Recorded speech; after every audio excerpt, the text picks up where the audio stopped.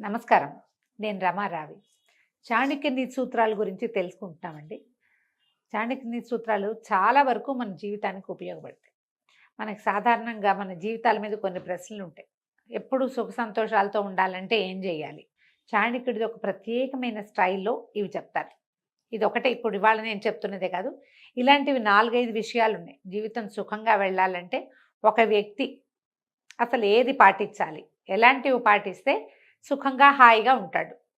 ఇందులో ఈయన మొట్టమొదట చెప్పిన పాయింట్ అండి భలే ఇంట్రెస్టింగ్ పాయింట్. అబద్ధాలు చెప్పొద్దు. అబద్ధం చెప్పడం గనక మొదలుపెడితే దాన్ని కవర్ చేయడానికి ఇంకోటి, దాన్ని కవర్ చేయడానికి ఇంకోటి ఏమిటేమిటో చెప్తాం. అవసరానికో, గొప్పకో, ఏదైనా పని గడుపుకోవటానికో మనం అబద్ధం చెప్తే దాని మీద నిలబడలేకపోతాం. నిజం చెప్పామనుకోండి హాయిగా ఉంటుంది. మొదటిసారే కష్టం. నిజం చెప్పేటప్పుడే కష్టం. తర్వాత ఇంకేం ప్రాబ్లము ఉండదు. ఓపెన్‌గా ఉంటుంది. కానీ అబద్ధం చెప్పడం కనుక మొదలుపెట్టామంటే దాన్ని కవర్ చేస్తూ ఉండాలి. ఎప్పుడూ అలర్ట్‌గా ఉండాలి. కూల్‌గా ఉండేందుకు అవకాశం ఉంది. సుఖం లేదు, సంతోషం లేదు, ప్రశాంతత మొదలే లేదు. అందుకని అబద్ధాలు చెప్పొద్దు. ఒకవేళ అబద్ధమే చెప్పవలసొస్తే చెప్పాల్సే వస్తుంది. జీవితం కదండీ! మనం మనుషులం కాదా! తప్పదు గదా! అయితే ఏదో ఒక సమయంలో దాన్ని రివీల్ చేసేయండి. నేను ఆ రోజు అబద్ధం చెప్పాను అని ఏదో ఒక సందర్భంలో అదంతా నిజమేం కాదు, ఆ టైంకి ఇంకేం చేయలేక ఆ మాట చెప్పాము అన్న మాట రివీల్ చేసేస్తే దాన్ని కవర్ చేసే సమస్య ఉండదు మనకి. ఆయన ఇదంతా చెప్పలేదండి. అబద్ధాలు ఆడొద్దు అని చెప్పారు. నేను చెప్తున్నాను ఇది. దాన్ని ఇంటర్ప్రిట్ చేసుకుంటున్నాం మనం. సాధ్యమైనంత అబద్ధం చెప్పకుండా ఉండండి. మీ జీవిత సుఖ సంతోషాలకి చాణక్యుడు గ్యారంటీ ఇస్తాడట. ఓకే.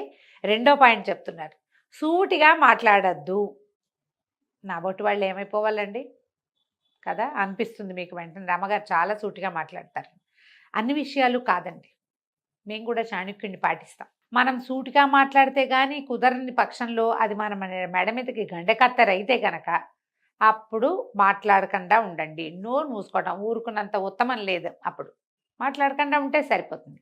సూటిగా మొహం మీదే చెప్పడం, కుండ బద్దలు కొట్టినట్టుగా మాట్లాడడం, నేను ఇంతే, నాకు ఇలాగే వచ్చు, నా పద్ధతి ఇదే. ఇలాంటి వాళ్ళు ఏదో ఒక గోడకి తగిలి మొహం పగలగొట్టుకుంటూ ఉంటారు ఎప్పుడు. మీరు చూడండి అడవిలో సూటిగా స్ట్రైట్‌గా పెరిగిన చెట్లు విరిగిపోతాయి. వంకర టింకరగా పెరిగిన చెట్లు ఎక్కువ కాలం బతుకుతాయి. ఇది కూడా చాణక్యుడు చెప్పింది. అందుకని అవసరానికి లొంగండి. మాట్లాడకుండా ఊరుకోండి. సూటిగా చెప్పవలసే వస్తే గనక జనం ఎక్కువ లేకుండా చూసుకోండి. ఒకళ్ళకే ఏదైనా చెప్పాల్సొస్తే పర్వాలేదు. కానీ నలుగురిలో చెప్పాల్సొచ్చిందా మీరు సమాజానికి శత్రువైపోతారు. దానివల్ల సుఖ సంతోషాలు ఉండనే ఉండవు. ఇది కూడా రెండో పాయింట్. మూడోది అత్యాశ పనికిరాదు. ఆశ తప్పకుండా ఉండాలండి. జీవితం మీద ఆశ ఉండాలి. జీవన గమనం మీద ఆశ ఉండాలి. భవిష్యత్తు పట్ల ఆశ ఉండాలి. ఆశ వేరు, అత్యాశ వేరు. దురాశ ఇంకొకటి వేరు. దురాశ అంటే పక్కవాడిది లాక్కునేది. అది అసలు పనికిరాదు. అత్యాశ అంటే మనకి కొంత వస్తుంది అని అనుకున్నప్పుడు ఇంకా 5, 6 అవకాశాలు కనపడుతుంటే ఇక్కడ నిలబడి అవన్నీ కూడా ఒక్కసారే గ్రాబ్ చేసేద్దామని అనుకోవద్దు. స్లోగా చేయండి. స్లోగా రేస్ విన్ చేయొచ్చు మనం. తాబేలు కుందేలు లాగా ఒక్క చలాంగ్లో ఒక్క గంతులో దాన్ని దేన్నో మసిపూసి మారేడుకాయ చేసి అంతా పొటన పెట్టేసుకుందామని అనుకోవద్దు. అత్యాశ ఎప్పుడూ సుఖ సంతోషాలకి విరోధి. అది మిమ్మల్ని ఎదగనివ్వదు, పెరగనివ్వదు, ఇబ్బంది పెడుతుంది. ఎప్పుడైనా చతికిలు పడితే లేవనివ్వదు. అదొక ప్రాబ్లంగా ఉంటుంది. అందుకని ఎక్కువ చోట్ల మదుపులు పెట్టి ఒకేసారి చాలా సంపాదించేసేయాలని కానీ, చాలా పని చేసేయాలని కానీ, చాలా మంచితనాన్ని కొట్టేయాలని కానీ ఎక్కువగా ట్రై చేయొద్దు. స్లోగా రేసు విన్ చేయటానికి ట్రై చేయమంటాడు చాణక్యుడు. తర్వాత 4వది చెప్తాడండి. లక్ష్యం పెట్టుకోండి దేనికైనా. అంటే బీ ఫోకస్డ్ అని చెప్తాడు.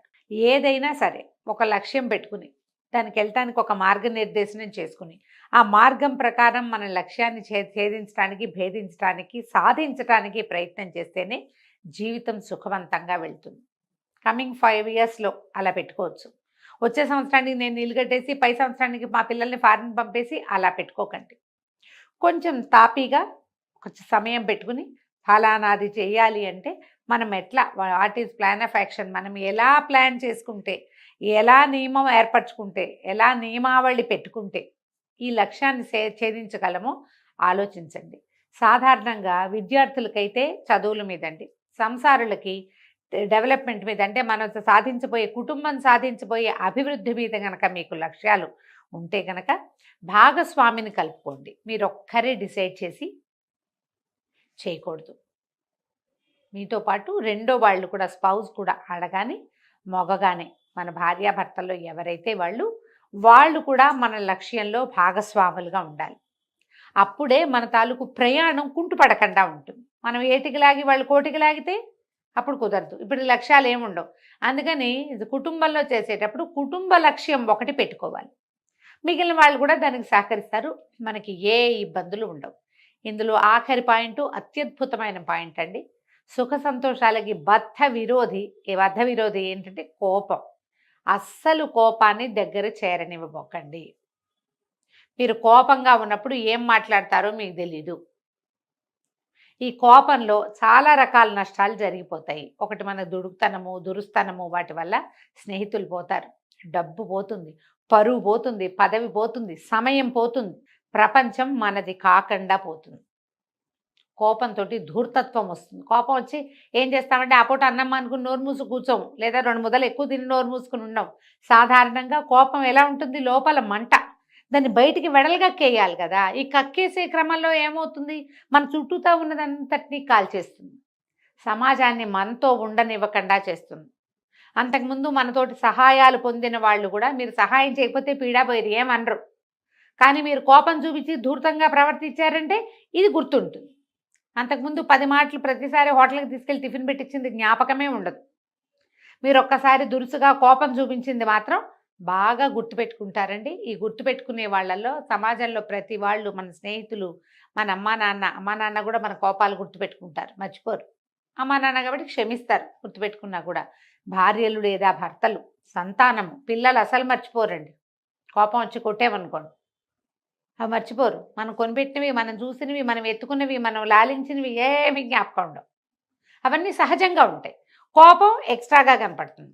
అందుకని కోపాన్ని విడనాడండి. మీ సుఖ జీవనానికి, సుఖ సంతోషాల జీవితంలో హాయిగా ఉండాలంటే, మనం ప్రశాంతంగా ఉండాలంటే, అబండెన్స్ మనకు కావాల్సిన జీవితంలో అభివృద్ధిని సాధించాలంటే ఈ కోపాన్ని కూడా వదిలేసేయాలి. ఒకటి అబద్ధాలు చెప్పకూడదు, రెండోది సూటిగా మాట్లాడకూడదు. రెండోది సూటిగా మాట్లాడకూడదు, మూడోది అత్యాశ పనికిరాదు, నాలుగోది ఖచ్చితంగా లక్ష్యాన్ని పెట్టుకోవాలి, ఐదోది కోపాన్ని జయించాలి.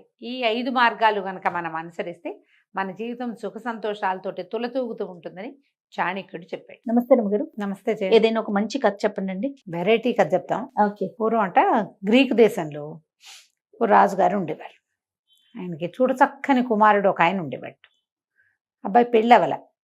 మామూలుగా వాళ్ళు 18, 19 వచ్చేసరికి పిల్లలకి కాస్త ఇంటర్మీడియట్ వయసు అయ్యేసరికి పెళ్ళిళ్ళు చేసేస్తారు. చేసేసి కొంచెం పిల్లలు బాగా అంతంత అయ్యాక అప్పుడు రాజకుమారుడు రాజు అవుతాడనమాట. అయితే రోజులు గడుస్తున్నాయి కానీ ఆ అబ్బాయి పెళ్లి చేసుకునేటానికి ఇష్టపడేవాడు కాదు. ఎప్పుడు పెళ్ళన్నా ఏదో ఒకటి చెప్పేవాడు, పెళ్ళి ఉండేది కాదు, మాట్లాడేవాడు కాదు, మూగబొమ్మలా ఉండేవాడు, పైకి కిందకి తిరుగుతూ ఉండేవాడు, ఎక్కడో ఒంటరిగా ఉంటూ ఉండేవాడు. పెళ్ళైతే లేదు. చూసిన వాళ్ళంతా అబ్బాయి ఎంత చక్కటివాడు, వయసు అంతా పోతుంది అనుకునేవాళ్ళు. ఆ ఊళ్ళలో ఏంటంటే లేటుగా పుట్టిన సంతానం ఆరోగ్యంగా ఉండరని ఒక నమ్మకం. ఈ అబ్బాయి పెద్దవాడైపోతుంటే వాడి సంతానానికి మరి లేట్ ఏజ్ అయిపోతారు కదా. అయితే రాణిగారికి ఏమనిపించేది, వీడు ఏదో తక్కువ జాతి పిల్లని ఎవరినో ప్రేమించాడు, రాజకుటుంబంలో కాకుండా ఆ పిల్లని చేసుకుంటానంటే మేము ఒప్పుకోమని వీడిట తిరుగుతున్నాడు, ఈ ఒంటరిగా ఎక్కడికో వెళ్తాడు, ఆ పిల్లని ఎక్కడో కలుస్తున్నాడు వీడు, అలా అనుకునేది. ఊహిస్తారు కదా తల్లులు రకరకాల ఊహలు. వీడు మాపుగా ఉన్నాడు, మొహం మార్చుకుని ఉన్నాడు, కనపట్టలేదు, లేదా కనపడి కామ్గా ఉన్నాడు, సంథింగ్ ఏదో ఉంది అని చూసేది, అనుకునేది. అయితే ఏమైంది, ఒకనాడు ఆవిడ మేడ మీద నిలబడి అలా చూస్తుంటే ఈ రాజుగారి బిల్డింగు పెద్ద కోటల్లాగా అలాగేం లేవు. రాజుగారిది ఒక పెద్ద ఇల్లు, కిందకి పైకి చాలా ఫ్లోర్లు ఉన్నాయి. ఎదురుగుండా రోడ్డుకి అవతల ఒక కాపులో ఇల్లుంది. కాపులంటే ఈ మన పొలాలు అవి కాపలా కాసేవాళ్ళు. అతనికి 3 కూతుళ్ళు ఉన్నారు, పిల్లలు బాగున్నారు. ఆవిడ ఏం చేసింది, మేడ మీద అన్ని పక్కలకి వెళ్ళి చూస్తే ఏ పక్క నుంచి చూసినా వాళ్ళ ఇల్లు కనపడుతుంది. ఓహో, ఇక్కడ 3 ఆడపిల్లలు ఉన్నారు, మనవాడు వయసుకు వచ్చే చాన్నాళ్ళు అయింది, చూసి ఎవరితో పిల్లని, ఈ పిల్లల్లోనే ఒక పిల్లని ప్రేమించుంటాడు, ఇదే కదా మరి రోజు కనపడే ఇల్లు. అందుకని ఏం చేసింది, వాళ్ళ ఇంటికి పోయి ఆ పెద్ద అమ్మాయిన పిల్లల్ని పిలిచింది, ఇవాళ ఒకళ్ళ మా ఇంటికి రండి, యువరాజు కనుక మీతో ఏదైనా మాట్లాడితే మిమ్మల్ని యువరాజుకి ఇచ్చి పెళ్లి చేస్తాను అని చెప్పింది. సరే వాళ్ళలో వాళ్ళు ఆలోచించుకున్నారు. ముందు రోజు ఒక రోజు సాయంత్రం పెద్ద పిల్లని తీసుకొచ్చారు. పెద్ద అమ్మాయి వచ్చింది. పోయి యువరాజు గారి గదిలో ఒక పెద్ద గది, ఒక హాల్ లాంటిది. ఓ పక్కన మంచం కొంచెం అన్నీ ఉన్నాయి, ఓ పక్కన రాసుకునే టేబుల్, యువరాజు గారి పెంపుడు చిలకలు మైనాలు అవి ఉన్నాయి. తర్వాత లైట్లు దీపాలు అవి వెలిగించున్నాయి. అప్పట్లో కరెంట్ లేదుగా, పెద్ద పెద్ద కొవ్వొత్తులు ఏవో వెలిగించున్నాయి. ఈ పిల్ల పోయి అక్కడ ఉన్న ఒక సోఫాలో కూర్చుంది. బాగా చీకటి పడ్డాక యువరాజు గారు లోపలికి వచ్చాడు. ఈ పిల్ల శుభ సాయంత్రం యువరాజా అంది. ఆయన చూడకుండా పోయాడు. అలా వెళ్ళిపోయి ఆ బల్ల దగ్గర కూర్చుని ఏమిటో రాసుకుంటున్నాడు. ఈ పిల్ల చూసింది ఎంతసేపు చూసినా ఆ యువరాజు తలకాయ తిప్పి చూడ్డే కూర్చుని సోఫా మీద పడుకొని నిద్రపోయింది. ఆయన దారిని ఆయన పోయి పడుకున్నాడు. ఇక్కడ ఒక మనిషి ఉందన్న జ్ఞప్తి కూడా ఆయనకి లేదు, ఆ ధ్యాసే లేదు. తెల్లవారేసరికల్లా రాణిగారు వచ్చింది. ఏమైంది అమ్మాయి అని అడిగింది. నాతో మాట్లాడలేదండి, నేను శుభ సాయంత్రం చెప్పాను, ఏమి మాట్లాడలే, ఆయన నా కేసు కూడా చూడలేదు. సరే అయితే ఈ పిల్ల కాదనమాట అని ఈవిడేం చేసింది, రెండో పిల్లని తీసుకొచ్చింది. రెండో పిల్ల కూడా సోఫాలో కూర్చుంది, యథావిధిగా పలకరించింది. మరి రాజుగారు కనబడితే జయం జయము యువరాజా ఏదో అంటారు అట, ఏదో అంది. ఏమన్నా ఆయన వినిపించుకోవాలి, రాసుకుంటున్నాడు, ఏదో బొమ్మ వేసుకుంటున్నాడు. చూసి చీకటి పడ్డాక పిల్లలకి ఏ పిల్లకైనా నిద్ర రాక ఏమవుతుంది, నిద్రపోయింది. మూడో పిల్ల మంచి చురుకు, చెకుముకి, మామూలుది కాదు అది. సరే రాణిగారు రమ్మనేసరికి లోపలికి వచ్చి ఏమండి ఈ బట్టలతోటి యువరాజుని కలిస్తే ఏమైనా బాగుంటుందంటారా, ఇది మరి పాత బట్టలు కదండి నావి అంది. అనగానే రాణి అనుకుంటామో ఇది మంచి చురుగ్గా ఉంది అని చెప్పి ఏం చేసింది ఆవిడ, చక్కటి రవ్వలు పొదిగిన మంచి ముఖమాల బట్టలు కట్టబెట్టింది పిల్లకి. పిల్ల తడుక్కుమంటుంది అందులో. ఆవిడ శుభ్రంగా అది మొహం కడుక్కుని ఆవిడ ఇచ్చిన ఒకటో రెండో నగలు పెట్టుకుని డ్రెస్ వేసుకుంటే ఆవిడంది, అబ్బబ్బలే అందగత్తెవే నువ్వు, మీ అక్కయ్యల కంటే నువ్వు బాగున్నావు, నువ్వే నా కాబోయే కోడలు పోయి ఏమిటోను, చక్కగా కూర్చో పలకరించు, మీ అక్కయ్య వాళ్ళగా పడుకుని నిద్రపోబోక అని చెప్పేసరికల్లా సరే పిల్ల వెళ్ళి సోఫాలో కూర్చో. యువరాజు గారు వచ్చాడు. ఆయన దారిని ఆయన కూర్చొని రాసుకుంటున్నాడు. జయము యువరాజా అంది, మాట్లేదు. మూడోసారి కూడా ఆయన అట్టగే ఉన్నాడు. అలా చూసి యువరాజు పక్కన బల్ల మీద ఆ పంజరంలోంచి ఒక మైనా లేచి వచ్చి కూర్చుంది. ముక్కుని ఇలా రెక్కల్లో పెట్టుకుని కూర్చుంది. మైనా నువ్వైనా మాట్లాడతావా నాతో అంది. ఆ మైనా అంటే దాన్ని పిలిస్తే దానికేం వినపడుతుంది, అది అటకి కూర్చుంది. సరే రెండో పక్కన ఒక పెద్ద క్యాండిల్ వెలిగించింది. ఈ పిల్ల, ఓ కొవ్వొత్తి నాతో మాట్లాడతావా, కాసేపు నువ్వైనా కబుర్లు చెప్దు, ఈ గదిలో ఇంతసేపటి నుంచి కూర్చుంటే ఒక్కళ్ళు మాట్లాడటలేదు, మైనా మాట్లాడదు, నువ్వైనా మాట్లాడు అని ఆ కొవ్వొత్తితో ఇట్లా కబుర్లు చెప్పటం మొదలుపెట్టింది. ఈ అబ్బాయి రాసుకుంటున్నాడు కదా రాజకుమారుడు, కొవ్వొత్తి నీకేం కావాలి, కాసేపు నోరు మూసుకో అన్నాడు. అనేసరికి ఊరుకుంది అమ్మడు. అక్కడే పడుకుని నిద్రపోయింది. తెల్లారే రాణిగారు వచ్చింది. ఏమే అమ్మాయి ఏమన్నాడు యువరాజు అంటే, చక్కగా ఇక్కడ కూర్చున్నారండి, బోల్డ్ కబుర్లు చెప్పుకున్నాం మేమిద్దరం, నా చేయించుకున్నారు, మీ ఇల్లు ఎక్కడా ఏమిటి అని అడిగారు, ఏమైనా తిన్నావా అన్నారు, నా కుశలం కనుక్కున్నారు, నాకు ఎంతమంది అక్కజల్లిలో కనుక్కున్నారు అనగానే రాణిగారికి ఎంత సంతోషం వచ్చిందో. అన్ని మాటలు మాట్లాడేటే మా అబ్బాయి అంది. అబ్బో ఎంత బాగా మాట్లాడాడు అంటే, ఆ మైనాని అడగండి కావాలంటే. ఆ మైనా తలకాయ ఎత్తి చూసింది, అది ఎందుకో చూసింది. అప్పుడు రాణిగారు అంది, సరే అయితే ఇవాళ కూడా ఉండు నువ్వు ఇక్కడే అని చెప్పింది. సరే ఏమైంది, అది మళ్ళీ రాణిగారు ఆ పిల్లకి చక్కగా తినడానికి అవి ఇవి పెట్టించింది. ఇంకో జత మంచి బట్టలు ఇప్పించింది. చక్కటి బట్టలు కట్టుకుని కిటికీ దగ్గర కూర్చుంది. కిటికీ అవతల వాళ్ళ ఇంట్లో కనపడుతుంది కదా, ఆ అక్కయ్యలు ఇద్దరు వచ్చారు. ఏమీ నువ్వు ఇంటికి రావుటే అన్నారు. నేను రాను, యువరాజు రాత్రి నాతో మాట్లాడాడు, ఇవాళ కూడా మాట్లాడతాడేమోనని రాణిగారు నన్ను ఇక్కడే ఉండమన్నారు అనేసరికి వీళ్ళంతా దొంగ మొహంది, దీంతో ఎందుకు మాట్లాడతాడు, మనతో మాట్లాడిన వాడు దీంతో ఎందుకు మాట్లాడాడు, ఏదో ఎత్తేసింది, హాయిగా రాజమహల్లో ఉండి మంచి మంచి బట్టలు కట్టుకుని శుభ్రంగా తినటానికి ఇది అని అనుకొని ఏమన్నారు. మరేమో మేము ఒక వ్యాపారస్తుడి దగ్గరికి వెళ్ళాం పొద్దున్నే, వాళ్ళు ఒక మంచి ముత్యాల పేరు అమ్మకానికి వచ్చింది, ఎంత బాగుందో యువరాజు నడి కొనుక్కోవే అన్నారు. అనేసరికల్లా సరే ముత్యాల పేరు తెచ్చి చూపించండి నాకంతే. సాయంకాలం ఏం చేసింది, మళ్ళీ సోఫాలో కూర్చుంది పోయి. రాత్రి చీకటి పడేసరికి పగలల్లా యువరాజు కనపడలేం. అతను మళ్ళీ వచ్చాడు. వచ్చేసరికల్లా ఈ పిల్ల కూర్చుని కొవ్వొత్తి చక్కటి ముత్యాల పేరు అమ్మకానికి వచ్చింది, మా అక్కయ్యలు కొందామంటున్నారు, కొనుక్కోమంటావా వద్దంటావా అని కొవ్వొత్తిని అడుగుతుంది. ఇది రాజకుమారుడు అన్నాడు, కొవ్వొత్తి నీకు కావాలంటే కొనుక్కో అన్నాడు. అనేసరికల్లా ఈ పిల్లంది కొవ్వొత్తి కొనుక్కోవాలంటే డబ్బులు ఉండద్దు అంటే రాజకుమారుడు అన్నాడు, కొవ్వొత్తి అలమార్లో కాసులు ఉన్నాయి, ఎన్ని కావాలంటే అన్ని తీసుకో, కావాలంటే ముత్యాల పేరు కొనుక్కో, లేకపోతే కాసుల పేరు కొనుక్కో అనగానే పిల్ల ఏం చేసింది, చక్కగా అలమార తీసి అందులోంచి డబ్బులు తీసుకుంది. మర్నాడు అక్కయ్యలకి ఇచ్చింది, ఇగో కాసులు ఇచ్చాడు రాజకుమారుడు, ముత్యాల పేరు కొనుక్కోమని. ఆశ్చర్యపోయారు, అమ్మా ఎట్లా వచ్చినాయి దీని దగ్గర డబ్బులు? సరే అయినా సరే వాళ్ళకి నమ్మకం లేదు, చెల్లెలు టక్కరిది, వాళ్ళకి తెలుసుగా, అక్క చెల్లికి తెలీదు, ఇదేదో మాయ చేస్తుంది. సరే రేపు మేము కూడా భోజనానికి వస్తాం, యువరాజుతో పాటు భోజనానికి వస్తాం, మమ్మల్ని భోజనానికి పిలవమని అన్నారు. అనేసరికి సరేనంతే. రాణిగారికి చెప్పింది, ముత్యాల పేరు కొనుక్కోవడానికి డబ్బులు ఇచ్చాడని రాణిగారికి చెప్పేసరికల్లా ఇంకేముంది, రాణిగారి ఈ పిల్లనే వీడికి నచ్చింది, కాపల పిల్లని ఆగాడు ఇన్నాళ్ళును, సరేలే ఇక్కడే ఉంచితే మెల్లిగా పెళ్లికి దిగుతాడు అని చెప్పి పిల్లని ఇంట్లోనే ఉంచుకుంది. మా అక్కయ్యని భోజనానికి పిలుస్తానంటే ఆవిడ పిలవనంది. యువరాజే పిలవమన్నాడని ఈ పిల్ల చెప్పింది వాళ్ళకి. పిలవమన్నాక సాయంకాలం చీకటి పడింది. యువరాజు పగలల్లా కనపడ్డు కదా, ఇంకా చీకటి కూడా పడలా, ఇంకా ముందే వచ్చారు భోజనానికి. వాళ్ళు వచ్చేసరికల్లా ఏమైంది, భోజనానికి పైకి వచ్చేసరికి వాళ్ళందరినీ భోజనశాలలో కూర్చోబెట్టింది. ఒక పనివాడికి ఈ కాసులు తీసుకుంది కానీ అక్కడి నుంచి ₹1 కాసు తీసుకుని వాడికి డబ్బులు ఇచ్చి, యువరాజు నన్ను కిందకి రమ్మంటున్నారని చెప్పాలి నువ్వని వాడికి చెప్పింది. అక్క చెల్లి పెద్దక్కయ్యలు ఇద్దరు భోజనానికి కూర్చున్నారు. ఇది మా సాయంకాలం 3:30-4 గంటల వేళ, వాళ్ళ పద్ధతులు అవి. ఆడ కూర్చుంటే ఈ పనివాడు వచ్చి, చిన్నమ్మాయి గారు మిమ్మల్ని యువరాజు గారు కిందకి రమ్మంటున్నారండి అని చెప్పాడు. చెప్పేసరికల్లా మీరు ఇక్కడే ఉండండి, మీరు తింటూ ఉండండి, యువరాజు ఏదో ఒక వేళకు వస్తాడు, ఆయన ఎందుకో రమ్మన్నాడు నన్నని రాణి గారికి కూడా ఆ మాటే చెప్పి దిగేసి తెలివి. దిగిన తర్వాత ఏం చేస్తుంది, ఆయన రమ్మల్లా గిమ్మల్లా ఈ మెట్లు దిగి కింద ఫ్లోర్కి వస్తుంటే ఆ అమ్మాయికి కను చీకటిగా ఉన్న మెట్ల వరసలో ఇంకో మెట్లు కిందకు ఉన్నట్టు కనపడింది. అప్పటిదాకా ఆ కింద మెట్లు అన్న అమ్మాయి చూడలే. కొంచెంసేపు ఇక్కడ టైం పాస్ చేయాలి, తను అక్కడే ఉన్నట్టు తెలియకూడదు, అందుకని ఆ మెట్లు దిగింది. ఆ మెట్లు కూడా దిగితే ఆ మెట్లు ఇంకో కిందకి దారి తీస్తున్నాయి. ఇంకా కిందకి వెళ్ళేసరికల్లా 3 ఫ్లోర్లు దిగేసింది కిందకి, లోపల ఉన్నాయి అవి.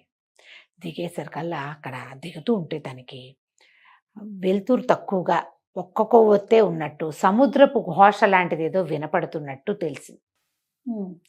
ఏమిటో ఉంది కింద, చూద్దామని తెంపరిది కదా పిల్ల, అందుకే ఇంత పని చేసింది.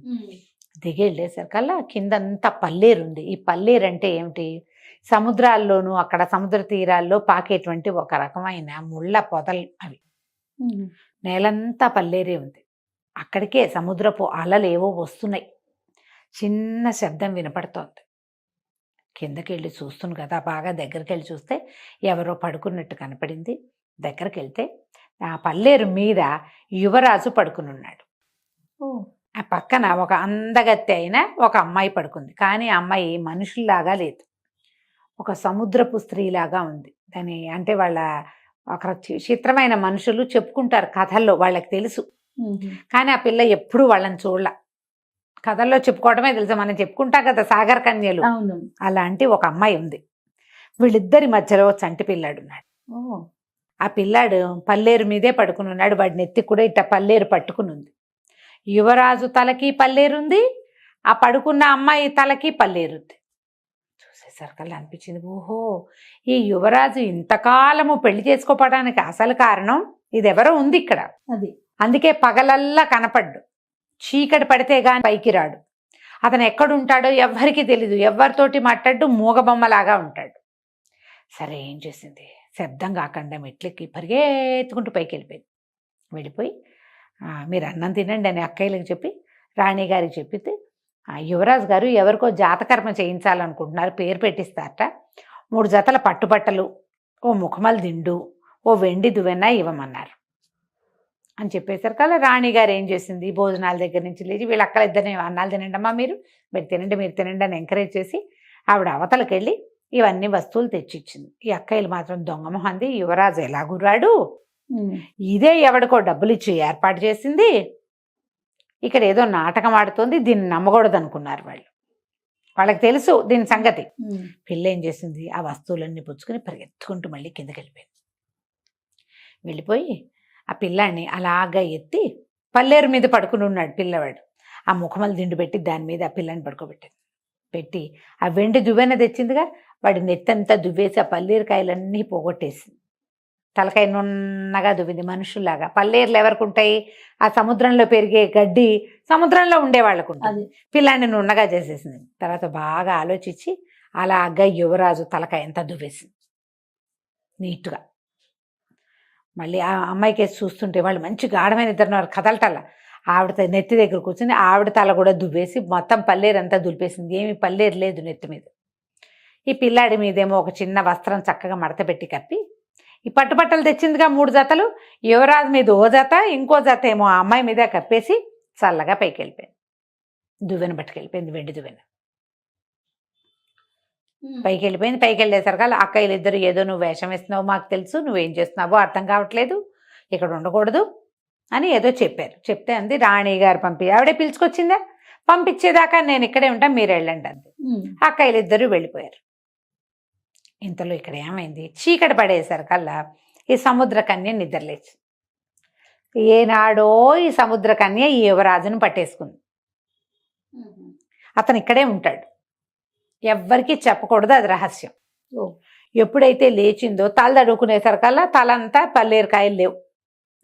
కింద చూస్తే పిల్లాడు చక్కగా పరుపు మీద ముఖపల దిండు మీద పడుకుని ఉన్నాడు. వాడి నెత్తంతా దువ్వేసింది, వాడి మీద పట్టుపట్టుంది, తన మీద పట్టుపట్ట, యువరాజు మీద కూడా పట్టుపట్టు ఉండేసరికి అరిచి కేకలు పెట్టింది. దుర్మార్గుడా, ఎవరిని ప్రేమిస్తున్నావు, నీ ప్రియురాలు ఎవరితో వచ్చి ఇలా చేసేసింది, ఆ తలకాయ దువ్వితే వదిలేస్తుంది. ఇంకా అవి కథల్లో తెలుసుకుంది ఈ పిల్ల. ఆ పల్లేరు వదిలేసిందంటే ఇంకా వదిలేసినట్టే. పెద్ద పెద్దగా అరిచి కేకలు పెట్టింది. ఎవరితో ప్రేమించావు, నీ ప్రియురాలు వచ్చి ఈ పని చేసింది అనేసరికల్లా ఇతను, నేను ఎవరిని ప్రేమించలే, నేను ఎవరితోటి మాట్లాడ్డా, నువ్వు ఏనాటి నుంచి నువ్వు నన్ను పట్టుకున్నావో ఆ రోజు నుంచి ఈ రోజు దాకా నేను మా అమ్మతోటి కూడా మాట్లాడలా, నేను ఎవరితోటి మాట్లాడను, ఈ పని ఎవరు చేశారో నాకు తెలియదు అన్నాడు.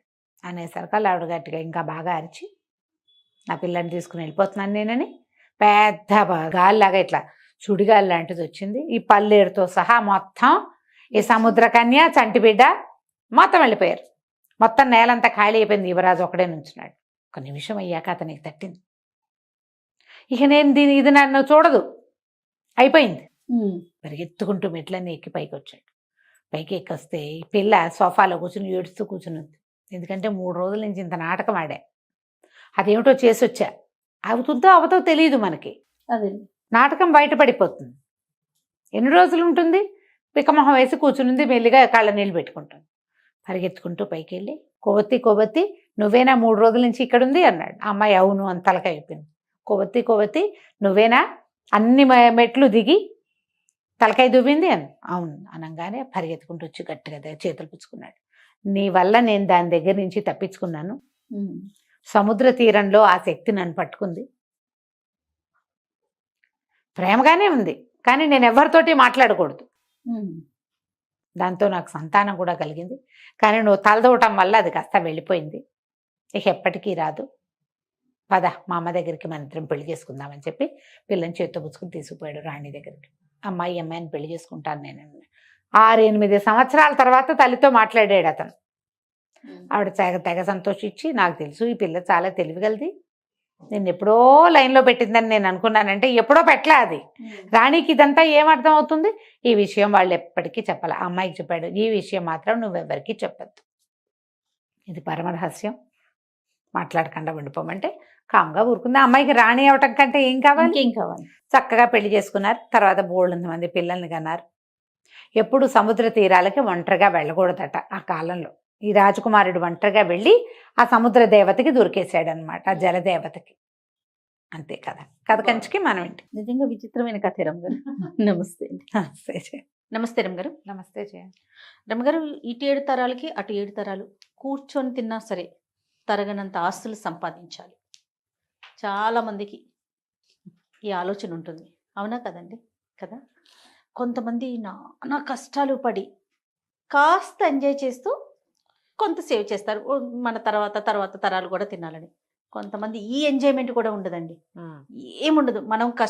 మనం ఒక్కరు ఈ జనరేషన్ మనం కష్టపడితే తర్వాత వచ్చి ఒక 7-8 తరాలు హ్యాపీగా చక్కగా అనుభవిస్తారనే ఆలోచనలో కొంతమంది ఉంటారు. నాకు అనిపిస్తుంది ఇప్పుడు మనం ఎంజాయ్ చేయకుండా వాళ్ళ కోసం దాచి దాచి పుట్టుకుని మనకి ఏదన్నా అయితే ఒకవేళ నువ్వు ఎంజాయ్ చేస్తావు అయినా దాస్తావు, అప్పుడు ఎంజాయ్ చేసి దాస్తే కొంచెం పర్వాలేదేమో అని నాకు అనిపిస్తుంది. అంటే ఇప్పుడు ఇంత కష్టపడుతున్నందుకు మనకు ఒకటే జీవితం కదా, తర్వాత ఏమవుతుందో మనకు తెలియదు కదా. ఈ జీవితంలో మనం కూడా కొంత ఎంజాయ్ చేయాలి కదా, ఆనందించాలి కదా. మరీ కట్టేసుకొని అన్నీ స్ట్రిక్ట్గా ఉండి ఎక్కడికి వెళ్ళకుండా ఏమీ తినకుండా ఏమీ పెట్టుకోకుండా అది తప్పు. అది తప్పు కాదు. నువ్వు ఇప్పుడు హాయిగా ఉంటావు, ఎక్కడి నుంచి దొరికితే అక్కడ ఎవరిని అణిస్తే వాడిని అట్లా చేయకూడదు. మరి అదేగా జరుగుతుంది. అణిచి కాదు, అణచకుండా ప్రాపర్గా జయ, అణచకుండా నీకు ఎక్కువ డబ్బు ఎలా వస్తుందో చెప్పమ్మా. ఎవరిని తరాలకి సంబంధించి అయితే ఎవరిని అణచకుండా, ఎవరికి ద్రోహం చేయకుండా, ఎక్కడా ఎక్స్ప్లాయిట్ చేయకుండా డబ్బులు రావమ్మా. కష్టం కష్టం. ఏదో వస్తుంది ఒక మాదిరిగా, మన పని మనం చేసుకున్నాం, ఉద్యోగం చేసుకుంటాము, వస్తుంది. అది మనకు సరిపోయి మన పిల్లలకు కూడా సరిపోతుంది. 30 తరాల దాకా సరిపోవాలంటే 300 మందిని ముంచితే గానీ 30 తరాలు గడవెక్క. కానీ అలానే ఉన్నారు కదా. అలాగే ఉన్నారు. కోట్లు కూడబెట్టే వాళ్ళలో నీకు వ్యాపార సామ్రాజ్య విస్తరణ జరుగుతుంది చూసావా. వీళ్ళ మీద, ఒక ఫ్యామిలీ మీద కొన్ని వేల మంది జీవితాలు ఆధారపడి ఉంటాయి. వాడు కూడబెట్టచ్చు, మనం వాడిని తప్పట్టకూడదు. వాడు ఒక్కడే ఎంజాయ్ వాడు పిచ్చగా ఎంజాయ్ చేసేస్తూనే ఉంటాడు. చేసేస్తూ ఎన్నో వేల కుటుంబాలకి బాసటగా ఉంటారు. ఉన్నాయి అట్లా వ్యాపార సామ్రాజ్యాలు లేవు. వాడిని మరి అంత తప్పటక్కర్లా. ఇంకొంతమంది ఉంటారు, ఎవరికి ఏమీ పెట్టేది ఏమి ఉండదు. ఆ ఇంట్లో ఉన్న 10 మంది 8 మంది వాళ్ళ దగ్గర పనిచేసే ఒక 5-6 అంతే. ఇక వీడు అక్కడ 100 ఎకరాలు, ఇక్కడ 1000 ఎకరాలు, అక్కడ 500 రకాలు, అక్కడో మేడ, ఇక్కడో మేడ, ఏమిటేమిటో చేస్తారు. పుసుకున అర్ధరాత్రి హార్ట్ అటాక్ వస్తుంది. నిద్రలో వాడు మూలిగాడో ముక్కేడో కూడా భార్యకి తెలీదు. తెల్లారేసరికి చచ్చిపడి ఉంటారు. అంతే అంతే. ఈ ఇల్లు ఇన్ని కోటలు, మేడలు, మిద్దెలు ఎవరి కోసం? ఏం చేస్తారు వీళ్ళంతా? ఇలాంటి వాళ్ళు ఎంతమంది ఉన్నారమ్మా. పూర్వకాలం కూడా రాజులు ఇలా వాళ్ళు ఉన్నారు. అవును. ఒక మంచి కథ చెప్తాను చూడు దీని మీద. చెప్పండి. ఇలాంటి టాపిక్స్ మీద ఎన్ని కథలు ఉన్నాయో జయ. ఇది ఇప్పుడు సంపాదించద్దని కాదు, మేడలు మిద్దెలు ఏర్పరచుకోవద్దని కాదు, దానికోసం ఇతరులని పిండద్దని. నువ్వు ఎంత సంపాదించినా నీ లైఫ్ స్పాన్ భగవంతుడు సాధారణంగా 100 ఏళ్ళు మంది. నీ ఆరోగ్యము, నీ అనారోగ్యము, నీ జబ్బు, నీ తాలూకు గ్రహస్థితులతో అది 30 కావచ్చు, 10 కావచ్చు, 10 కావచ్చు, 30 కావచ్చు, 40 కావచ్చు, 50 కావచ్చు, 60 కావచ్చు. రేపొద్దున గృహప్రవేశం అయితే ఇవాళ సాయంత్రం కూడా నువ్వు పరలోకగత అవ్వచ్చు, చెప్పలేం మనం. తాపత్రయం ఎందుకు? హాయిగా ఉండు, నీతో పాటు ప్రజలు కూడా ఉండి హాయిగా. ఎవరిదో లాగేసుకోవాలని ఎందుకు అనుకుంటారు? నువ్వు ఎంత లాక్కున్నా నీకు 1000 ఏళ్ల జీవితం రాదే. అంతేగా. నీకున్న రాయబడిందే, భగవంతుడు ఇచ్చింది 100, అందులో నువ్వు తగలబెట్టుకున్నది ఎంతో. అది ఏ రోజో తెలీదు. బస్ ఎక్కి దిగని వాళ్ళు కనపడుతున్నారు, రైలు ఎక్కి దిగరు, విమానం ఎక్కి దిగలేరు, ఇంట్లో పడుకుని నిద్ర లేవలేరు, బాత్రూంలో నుంచి బయటికి రాలేరు. ఇది ప్రస్తుత కాలం. ఇప్పుడు జిమ్కి వెళ్ళి కూడా తిరిగి రాలేని వాళ్ళని ఎంతమందిని చూసామో మనం కదా. ఎందుకు వచ్చింది? ఇందులో ఏదైనా సహాయం చెయ్యి, కనీసం జీవన సాఫల్యాన్ని పొందు. నువ్వు ఎంత కూడబెట్టావని కాదు, నీతోటి ఏదొచ్చిందో నువ్వు పోయాక కూడా నీ మంచి ఏదైనా మిగిలితే అది నీది. నువ్వు పోయాక ఆస్తులు మిగిలితే అది నీది కాదు. ఏమంటారు మనవలు, ముని మనవలు, మా తాత ఇక్కడ 150 కొన్నాడు, ఆ 10 కూడా కొంచెచ్చాడు కాదు పాడువాడు అని తిడతారు. మా తాత ఎంత బాగా కొన్నాడు అని అనరు.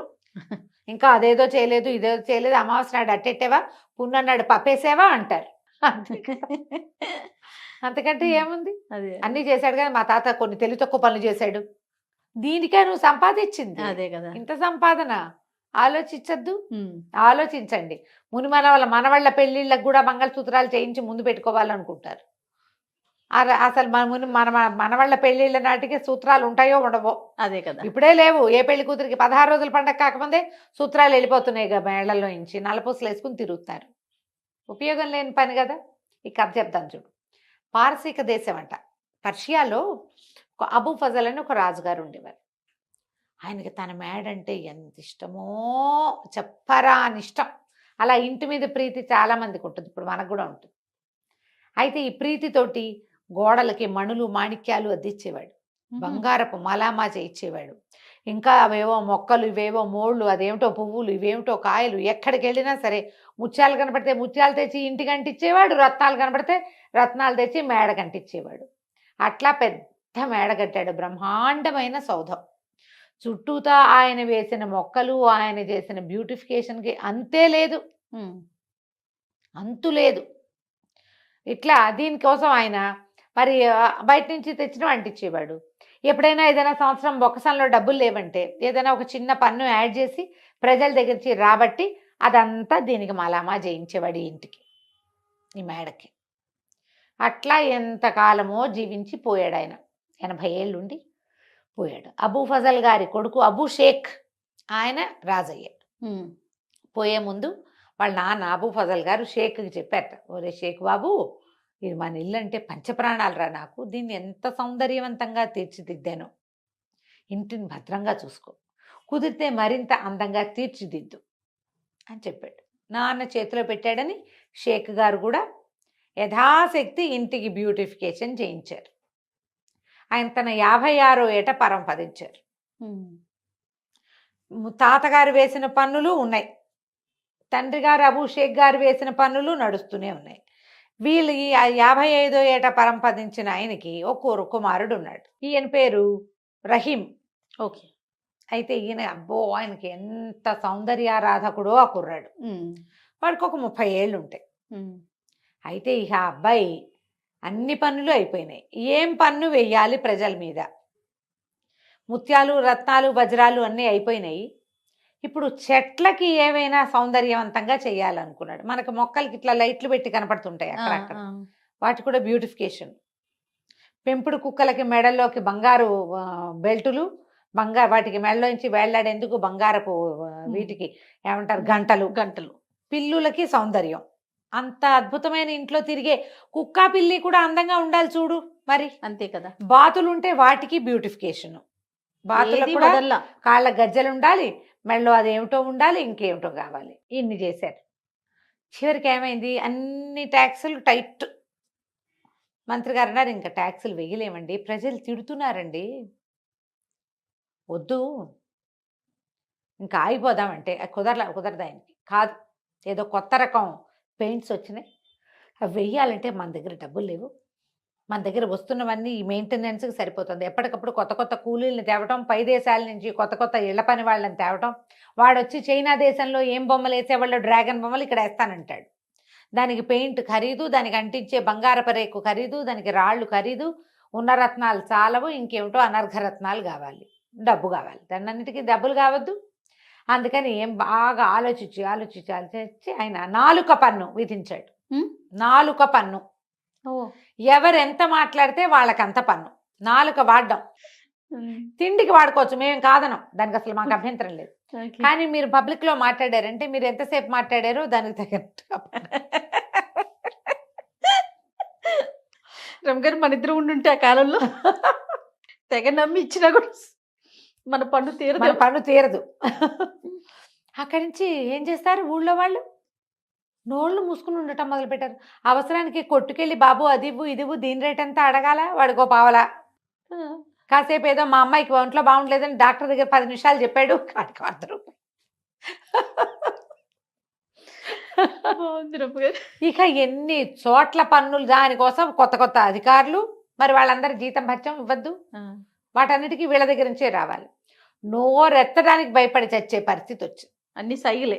అన్ని చోట్ల కుదరదు చూడు, ఎట్లయితే పాపం పిల్లలకి అర్థం కాదు. బళ్ళో మాస్టర్లు పాఠం చెప్పాలంటే నోరు తెచ్చి చెప్పాల్సిందేనా? అక్కడికి చాలా పొదుపుగా పిల్లల్ని కేకలేకుండా ఉండేవాళ్ళు, అయినా కుదరలా. సరే ఏమైందట, ఇట్లా రోజులు గడుస్తున్నాయి. ప్రజలంతా కుక్కిన పేన్లల్లే ఉన్నారు, ఏం చేయాలో తెలియదు. ఆ ఊళ్ళోకి ఒక ఫకీర్ గారు వచ్చాడు. ఆయన రోడ్డు మీద తిరుగుతూ భగవంతుడి కోసం నాకు దానం చేయండి అని పిలుస్తున్నాడు. మా భవతి భిక్షాందేహి అంత పార్సీ భాషలో ఏదో అనాలి, అదేమిటో అంటున్నాడు ఆయన. ఒక 4-5 భగవంతునికి సంబంధించిన వాక్యాలు చెప్పి దానం చేయండి ఓహో అంటాడు. ఎవరు రారు. ఏమిటి ఊరు గొడ్డుపోయిందా? ఇదివరకు ఎప్పుడో 10 ఏళ్ల నాడు వచ్చినప్పుడు బ్రహ్మాండంగా భిక్ష పెట్టారే ప్రతి వాళ్ళు, ఎన్నో ఇళ్లలో, ఈ ఇళ్లలో తిన్నాను నేను. ఫకీర్లకు అన్నం బిడ్డ మారేశారేమిట్రా మీ మొహాలు మండా అని అరిచి కేకలు పెట్టాడు. ఓ ఇంట్లో ఒక ఆయన బయటకు వచ్చి ఇంట్లో నుంచి, బాబు అంతగా అరవకు, నువ్వు పన్ను కట్టాల్సి వస్తుందన్నాడు. అనేసరికి ఎందుకు పన్ను అంటే, మేమంతా 4 పన్ను కడుతున్నాం స్వామి, మేము ఎవరమేం మాట్లాడినా సరే ఇక తప్పదు, నీ అరుపులు భరించలేక వచ్చా. నేను మా ఇంట్లో నువ్వు 10 ఏళ్ళ నాడు వచ్చినప్పుడు మా ఇంట్లో నేను అప్పటికి కుర్రాడిని, మా ఇంట్లోనే అన్నం తిన్నావు. అప్పుడు నాకేదో బోధ కూడా చేసావు. నేనేదో దేవతా వాక్యాలు నువ్వు చెప్పినవే చదువుకుంటున్నా ఇప్పటికి కూడా. ఆ ప్రేమతోటి వచ్చా.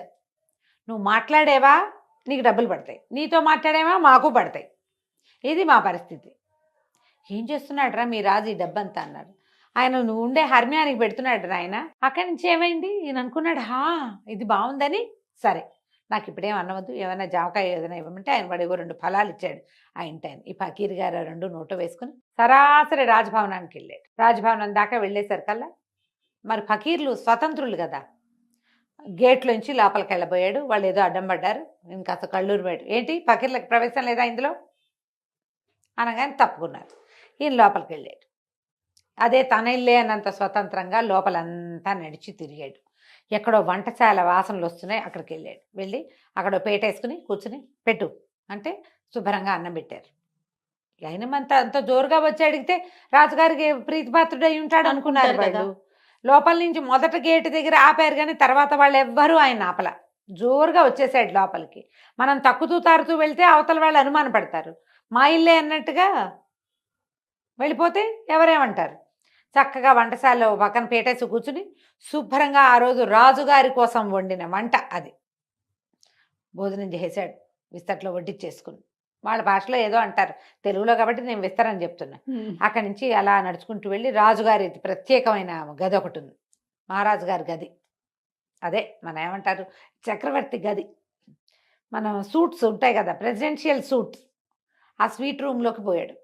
పెద్ద మంచం, దాని మీద పట్టుపరుపు వేసింది. అది వెండి జరీతోటి నేసిన ఒక పెద్ద దుప్పటి పరిచింది. షాండ్లైర్స్ ఉన్నాయి, వింజామార్లు విసురుతున్నారు. ఎవరో పోయి మంచం మీద పడుకున్నాడు. ఈ లోపల ఏమైంది, రాజుగారు భోజనానికి వచ్చాడు. భోజనానికి వచ్చి ఆల్రెడీ అక్కడ ఎవరో తిన్నట్టు కనపడేసరికి ఎవరు వచ్చారు ఏంటని అడిగాడు. ఎవరో ఒక ఆయన ఫకీర్ వచ్చాడండి, ఆయన వడ్డించమన్నాడు, వడ్డించేసామంటే ఎవర్రా అంటే ఎవరు తీసుకొచ్చారంటే ఆయనే వచ్చాడు. ద్వారపాలకులను అడిగితే ఆయన అంతటా ఆయనే లోపలికి వచ్చేసాడు. లోపలికి వచ్చాడు, భోజనం చేశాడు. ఆయన ఎక్కడున్నాడంటే మీ సూట్లో పడుకున్నాడు. ఈయన చకచక అక్కడికి వెళ్ళాడు. వెళ్తే మంచం మీద హాయిగా కాళ్ళు బాగా చాపుకొని చేతులు ఇట్లా పైకి పెట్టుకుని, చంటి బిడ్డలు పడుకుంటారు కదా అట్లా 2 చేతులు పైకి కాళ్ళు ముందుకు పెట్టి పడుకుంటారు. అట్లా నిద్రపోతున్న ఫకీర్ని చూశాడు. దగ్గరికి వెళ్ళాడు.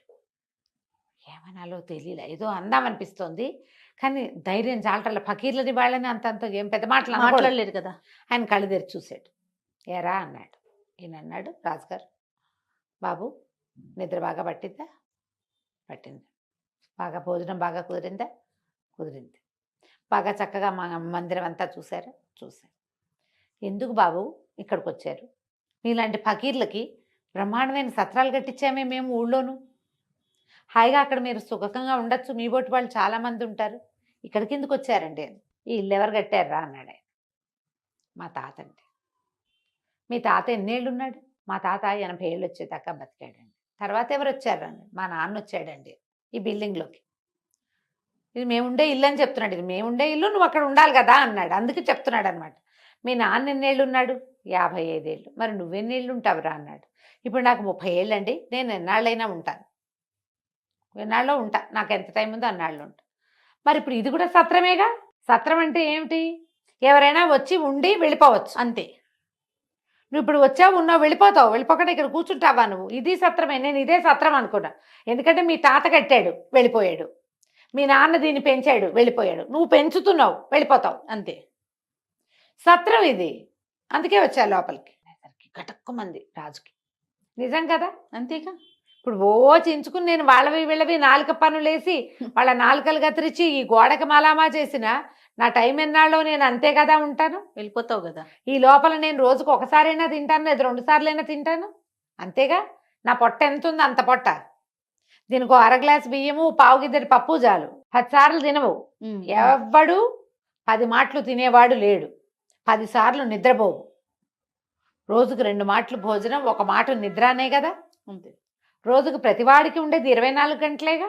ఎందుకురా ఇంత తాపత్రయం? జనాల దగ్గర నుంచి అంతంత సొమ్ము వసూలు చేసి ఈ రకంగా ఈ ఇంటిని పెంచుతున్నావు. నువ్వు ఉండేది ఎన్నాళ్ళు? ఇది సత్రం.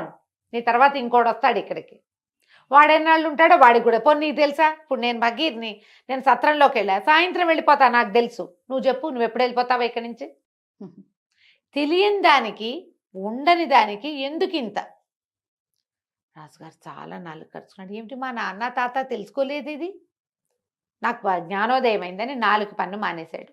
ఆ తర్వాత ఈ ఇల్లు బ్యూటిఫికేషన్ కోసం జనాల దగ్గర నుంచి వసూలు చేసే పన్నులన్నీ మాన్పించేశాడు. ఇంకేం చేయలే. ఉన్నిల్లు ఉన్నట్టుగా ఉంచుకున్నారు. పన్నులు తగ్గిపోయేసరికి ప్రజలు స్వచ్ఛందంగా రాజుగారి ఇంట్లో పనిచేయడానికి, రాజుగారి గోడలు తోడవడానికి వచ్చేవాళ్ళు. వాళ్ళని ఇంత బిగిచ్చేయకుండా ఉంటే ఫ్రీగా పనిచేస్తారు, వాళ్ళు నీతో మమేకంగా ఉంటారు. ఆ తర్వాత ఆ రాజ్యం పర్షియా దేశం చాలా సుభిక్షంగా ఉండేదట. రాజుగారు ఎందుకంటే ఈ డబ్బులన్నీ తన మేడకు పెట్టుకోకుండా ప్రజల మీద ప్రజల దగ్గర చిన్న పన్ను వసూలు చేయటం, వాళ్ళ అవసరానికి వాళ్ళకి వాడడం. అందులో తన అవసరం కూడా ఒకటే తప్పిస్తే తనదే మెయిన్ అవసరం కాదు. ఈ సంపాదించుకునే వాళ్ళంతా అందరి దగ్గర నుంచి లాక్కునేవాళ్ళు, తన పరా భేదం లేకుండా ప్రతి వాళ్ళ నోళ్ళు కొట్టేవాళ్ళు. మన బతుకు చాలా అశాశ్వతమని, ఒక్క క్షణం తర్వాత మనం ఏమిటో మనకు తెలియదని కొంచెం లోపల జ్ఞానాన్ని పెంపొందించుకుంటే ఇంత దాడులు ఉండవమ్మా, ఇంత ఒకడికే ఆస్తి ఉండటం అలాంటివి ఉండవు. పూర్వకాలం నుంచి వస్తూనే ఉన్నాయి కథలు. జ్ఞానోదయం అవదంతే మనకి, అంతే. పుసుకుని పోయాక జ్ఞానోదయం అవుతుంది. ప్రేతానికి జ్ఞానోదయం అయినా ప్రయోజనం లేదు, ప్రయోజనం లేదు కదా.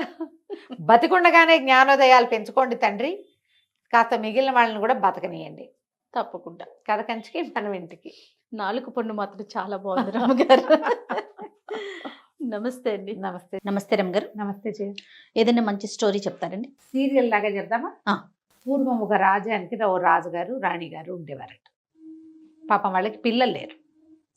ముద్దుగా ఒక ఆడ గుర్ర పిల్లని పెంచుకున్నారు. దానికి పిల్లలు పుట్ల. అక్కడి నుంచి ఒక కుక్కని పెంచారు. కుక్కకి పిల్లలు పుట్ల. ఆడ కుక్క అంటే ఓ సంవత్సరంన్నర తిరిగేసరికల్లా అది అటు ఇటు తిరిగి పిల్లల్ని కనేస్తుంది. అది తిరిగేది కానీ దానికి పిల్లలు పుట్టేవి కాదు. కుక్కకి పిల్లలు పుట్ల, గుర్రానికి పిల్లలు పుట్ల, రాజుగారికి రాణిగారికి కూడా పిల్లలు లేరు. ఆ కాలం ఏంటంటే రాజ కుటుంబమే రాజులుగా ఉండాలి. ఆయనకి కజిన్స్ కూడా లేరు. ముందు ఫస్ట్ కజిన్స్ అందరికీ ఎవరి రాజ్యాలు వాళ్ళకు ఉన్నాయి. కొంతమంది ఒకళ్ళిద్దరు ఏం చెప్పారంటే, వాళ్ళ కజిన్స్లో ఎవరి పిల్లనైనా తెచ్చుకొని పెంచుకోండి, మరి మీకు సంతానం కలుగుతుంది అంటే. తెచ్చుకుని పెంచుకున్న కుక్కని గుర్రాన్ని వీడి పుట్టలేదు, మళ్ళీ వాడిని తెస్తే వాడికి ఏమవుతుందో అందుకని అట్లా తేలేదట. సరే ఏం చేశారు, కొంచెం రోజులు గడుస్తూ ఉన్నాయి.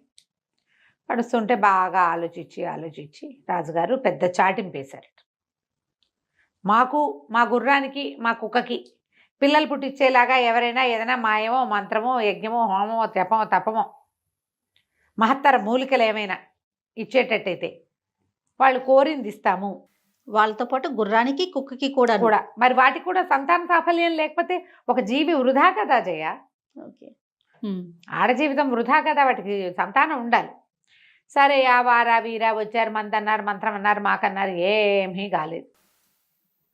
ఇలా కొంతకాలం గడిచిన తర్వాత ఒకరోజు ఒక సన్యాసి వచ్చాడు. సన్యాసి వస్తే ఆ సన్యాసి రాజుగారి దగ్గరికి, అంతకుముందు వచ్చిన వాళ్ళందరూ ఏవో అవి ఇవి చేయించారు, ఏమీ ఫలించలేదు. వీళ్ళకి ఒక విసుగు పుట్టింది. రాజుగారిని సంతోషపెట్టాడు తన మాటలతో. సంతోషపెట్టి ఏమన్నాడు, ఏది కోరితే అది ఇస్తామన్నారు కదా అంటే ఇస్తామన్నారు. సరే అని చెప్పి 9 మాత్రలు ఇచ్చాడు. 9 మాత్రలు ఇచ్చి, మీ రాణిగారికి ఒక 3 మాత్రలు, కుక్కకు ఒక 3, గుర్రానికి ఒక 3 వేయించేసేది, రోజుకొకటి చొప్పున. 3 నెలలు తిరిగేసరికి రాణిగారికి ఒక కొడుకు, గుర్రానికి ఒక పిల్ల, కుక్కకు ఒక పిల్ల పుడతాయి. ఆ రెండింటికి ఆడపిల్లలు, ఈమెకి మగపిల్ల, ఏదో ఒక పిల్ల. పిల్ల అంటే ఆడపిల్ల కదా? కాదు. ఓకే. పిల్ల అంటే గుర్ర పిల్లని, ఆడపిల్ల మగపిల్ల ఏదో ఒక పిల్ల కుమారుడు కలుగుతాడు. నెల తిరిగాక మళ్ళీ రాణిగారికి ఒక కొడుకు, కుక్కకు ఒక పిల్ల, గుర్రానికి ఒక పిల్ల పుడతాయి. విని వాళ్ళు విచిత్రంగా చూస్తున్నారు, ఏమిటి ఏం చెప్తున్నాడు ఈయనని. Question mark. 3వ నెలలో మళ్ళీ రాణిగారికి ఒక కుమారుడు, గుర్రానికి ఒక పిల్ల, కుక్కకు ఒక పిల్ల పుడతాయి. నెల ఒక గ్యాప్తో, ఒక 1 మంత్ నెల గ్యాప్తో నీకు 3 కుమారులు, గుర్రానికి 3 పిల్లలు, కుక్కకి 3 పిల్లలు పుడతాయి. నేను ఎప్పుడు వచ్చినా ఓ పిల్లని, ఓ గుర్ర పిల్లని, ఒక్కొక్క పిల్లని నాకు ఇచ్చేయాలి, అంతే. ఒక్కసారి వస్తాడా? ఎప్పుడు వచ్చినా ఇచ్చేస్తానే ఉండాలా? ఎప్పుడో వస్తా, నేను వచ్చినప్పుడు ఎప్పుడో వచ్చేస్తాడా? నేను ఎప్పుడు వస్తే అప్పుడు ఒక పిల్లాడిని ఇవ్వాలి నాకు. పిల్లాడితో పాటు ఒక కుక్క, ఓ గుర్రం కూడా. రైట్. నా వల్ల కలిగిన సంతానం, నేను ఇచ్చిన మందు వల్ల. ఇది ఒక మంత్రం అని, మాయని వీళ్ళని నమ్మించాడు. వినే జనమంతా 3వ నెలలో కుక్కకో గుర్రానికో పిల్లలు పుడితే ఓకే. రాణిగారికి 3 నెలలకే పిల్లాడు ఎట్ట పుడతాడు? గర్భం 9 నెలలు కదా. ఇదేదో మాయమంత్రం వేస్తాడు. 6వ నెల వచ్చేసరికి మాత్ర వేసుకున్న 6వ నెలకి 3 కుమారులు ఉంటారు రాణిగారి దగ్గర. ఎలాగైనా సంతానం కావాలి, ఈ రాజ్యానికి వారసులు కావాలి. బాగా ఆలోచించుకున్నారు.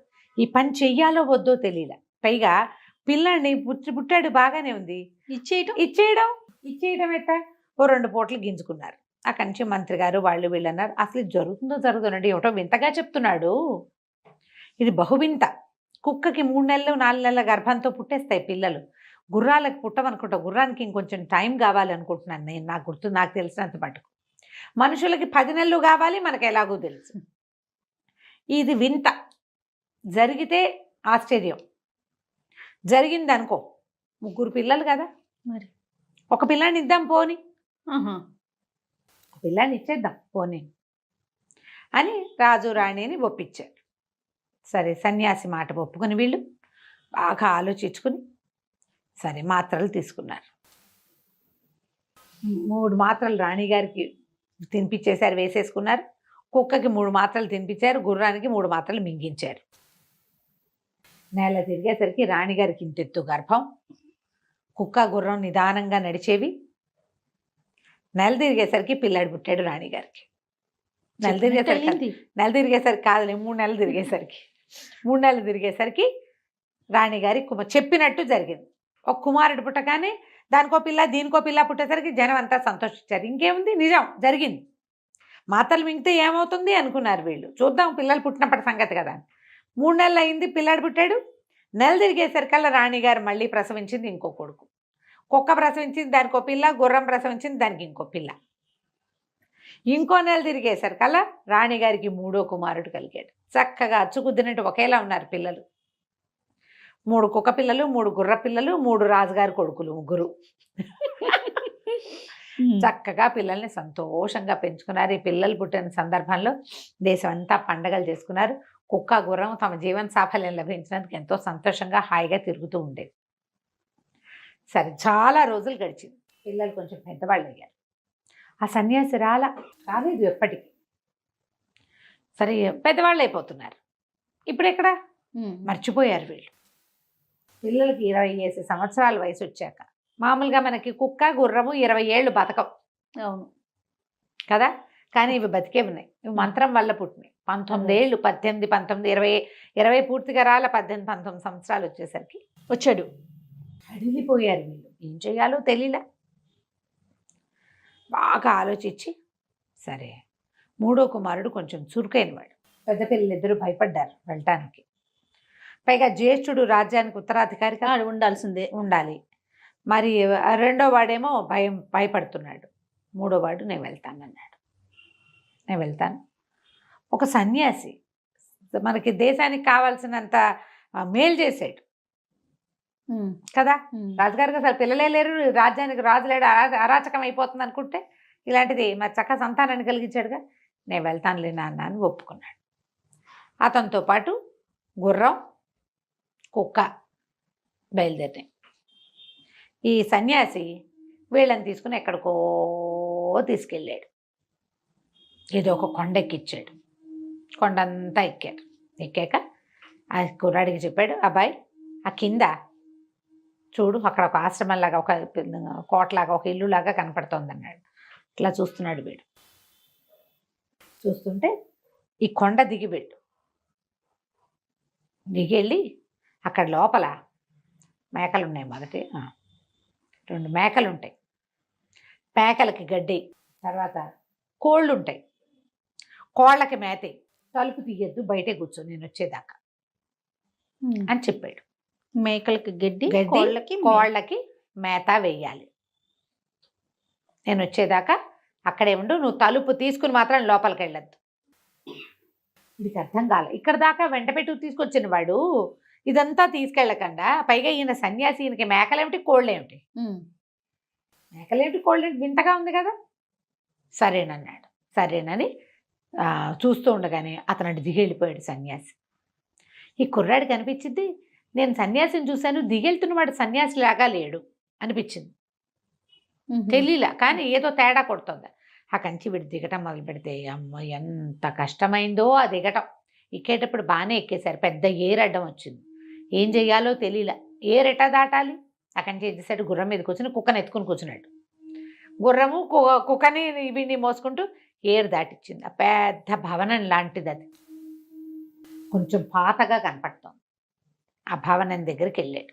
వెళ్ళిన రాజకుమారుడు ఏం చేశాడు, సన్యాసి ఇలాంటివి ఎందుకు చెప్పాడో మనం వచ్చే భాగంలో తెలుసుకుందాం. తప్పకుండా రమ్మగారు. నమస్తే. నమస్తే జయ.